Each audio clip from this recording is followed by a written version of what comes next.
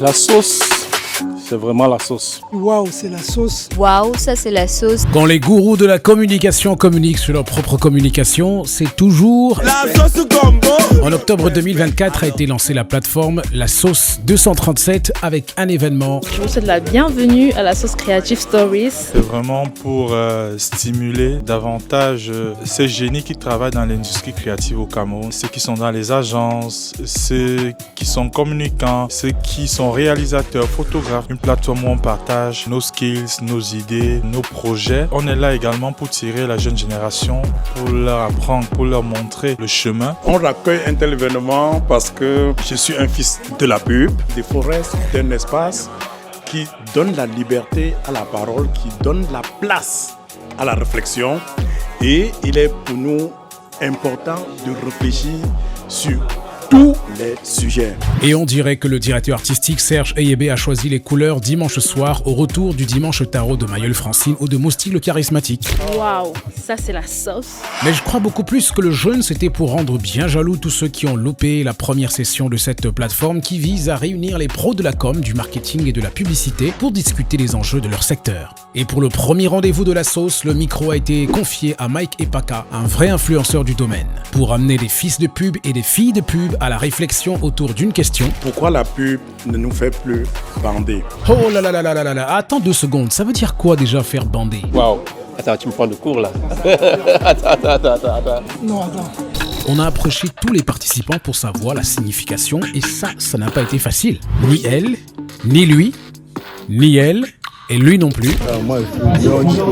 Personne ne s'est cassé les méninges pour me définir ce que veut dire bander dans ce contexte.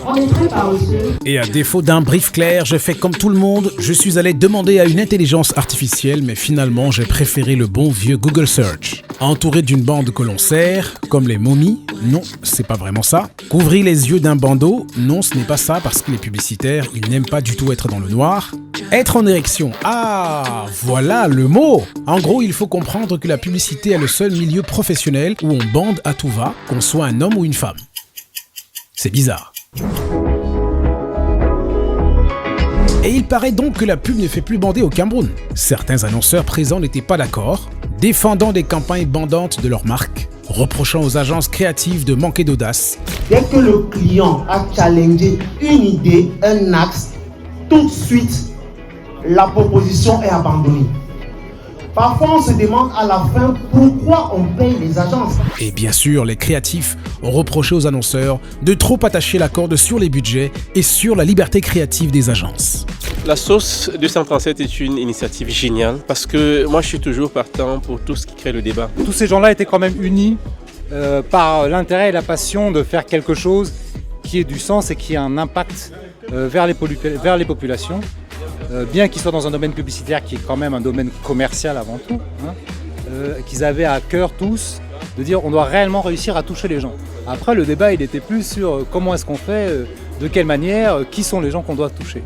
Et pour faire trêve de blablabla, il y avait de quoi se saucer un peu la gorge, mais surtout, on a préféré laisser quelques bandeurs et bandeuses nous citer les pubs les plus bandantes de leur vie. La dernière pub qui m'a fait dire waouh, ça c'est la sauce, il y a la campagne des 40 ans de Supermont. On parlait du patrimoine, ils ont utilisé les artistes comme Petit Pays, Talandré. La pub de Camtel, la puissance de la fibre. La dernière c'était Top Mail. Parce que moi je pense que la pub qui fait waouh, c'est la pub qui continue de te donner des effets de waouh même après. Pour moi, c'était la pub d'un véhicule Toyota Hilux 4x4 double cabine.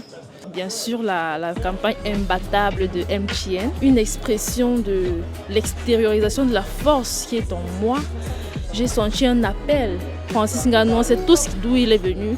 Et cette publicité, pour moi, c'était la sauce. Parce qu'il y a beaucoup à dire, beaucoup de lignes qui peuvent bouger avec des débats comme ça. Initiative assez intéressante. On n'a pas souvent des rencontres très orientées sur la création publicitaire. Idée, partage et rassembleur.